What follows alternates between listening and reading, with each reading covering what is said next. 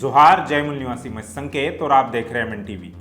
कल 17 सितंबर यानी पेरियार रामास्वामी ईवी नायकर इनकी 141वीं जयंती, साथ ही प्रबोधनकार ठाकरे जी की 135वीं और अनागारिक धम्मपाल जी की 156वीं जयंती। इतना ही नहीं तो कल बाबा साहब डॉक्टर अंबेडकर के बेटे यानी सूर्यपुत्र यशवंतराव अंबेडकर, जिन्हें ज्यादातर लोग भैया साहब के नाम से जानते हैं, उनका 43वां स्मृति दिन है।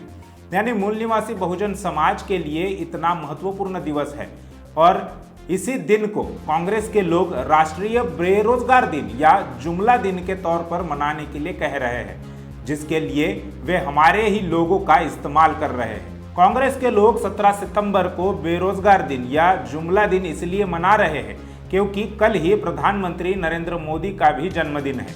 यानी कांग्रेस के लोग ये चाहते हैं कि लोग इस दिन को मोदी के नाम से याद रखें, फिर चाहे वह बेरोजगारी के संदर्भ में हो या जुमले के।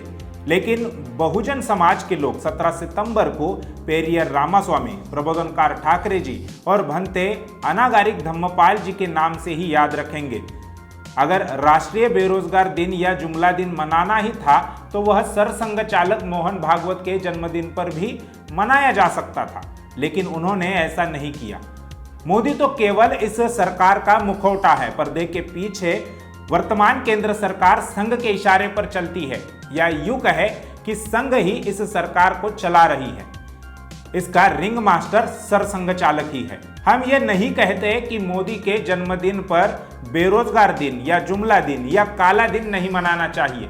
हमारा ये कहना है कि ये दिन यानी 17 सितंबर का दिन हमारे मूल निवासी बहुजन महापुरुषों का जन्मदिन है, जयंती दिन है। इसीलिए मोदी के जन्मदिन को महत्व देने के बजाय हम हमारे महापुरुषों को ज्यादा महत्व देते हैं और यही कारण है कि बहुजन समाज के लोग कल यानी 17 सितंबर को पेरियार जी की जयंती ही मनाएंगे। बल्कि सोशल मीडिया पर और खासकर ट्विटर पर एक हैशटैग भी कल ट्रेंड हुआ था कि 17 सितंबर पेरियार जयंती मनाएंगे। कांग्रेस ने हमेशा ही मूल निवासी बहुजन महापुरुषों के दिन को या बहुजनों के किसी खास दिन को बदनाम करने का काम किया है, और ये काम खुद कांग्रेस नहीं करती बल्कि हमारे ही किसी व्यक्ति से ये काम करवाती है ताकि दोष कांग्रेस पर ना आए। इस बार भी पेरियार जी की जयंती के दिन बेरोजगार दिन या जुमला दिन का प्रचार कांग्रेस ने नहीं किया, बल्कि हंसराज मीणा नाम के एक आदिवासी व्यक्ति द्वारा किया गया है।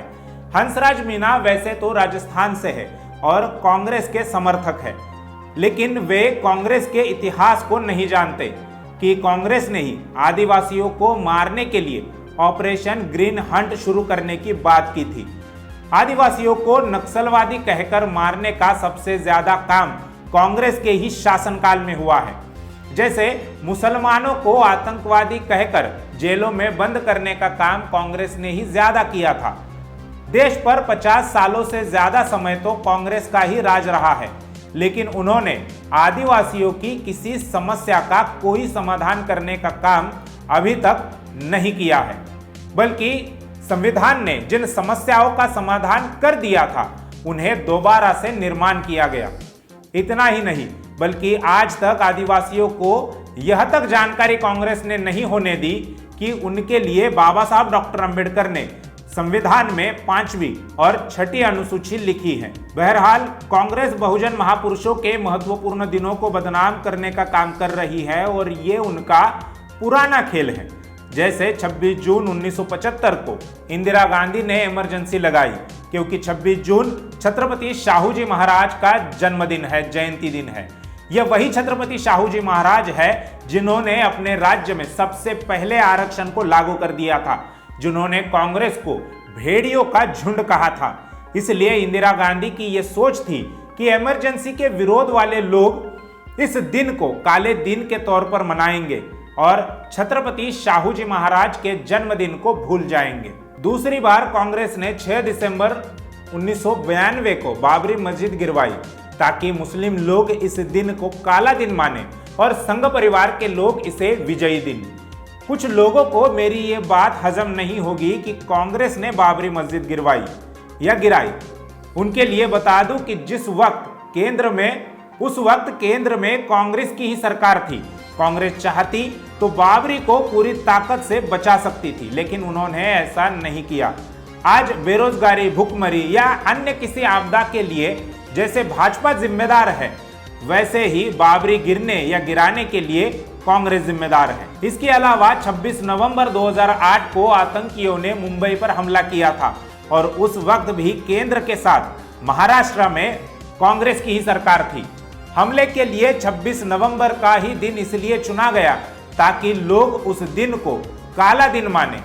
वह दिन भारतीय लोकतांत्रिक इतिहास में और खासकर बहुजन समाज के लिहाज से बहुत ही महत्वपूर्ण दिन है, क्योंकि उसी दिन संविधान लिखकर पूरा हुआ। वह दिन संविधान दिन है। इस दिन को भी बदनाम करने की योजना कांग्रेस द्वारा हो गई थी। इस प्रकार से कांग्रेस और भाजपा ने मिलकर मूल निवासी बहुजनों के महत्वपूर्ण दिनों को बदनाम करने, उन्हें लोग काला दिन मनाए और उसी प्रकार से याद रखे, इसलिए ऐसी सारी घटनाएं करवाई है। और आज 17 सितंबर को बेरोजगार दिन या जुमला दिन मनाने की जो बात है, वह भी इसी षड्यंत्र का हिस्सा है। लेकिन अब बहुजन समाज के लोग जागृत हो गए हैं। वे ब्राह्मणवादियों के इन षड्यंत्रों को सफल नहीं होने देंगे और 17 सितंबर को पेरियार रामास्वामी जी, प्रबोधनकार ठाकरे जी और अनागारिक धम्मपाल जी की जयंती ही मनाएंगे।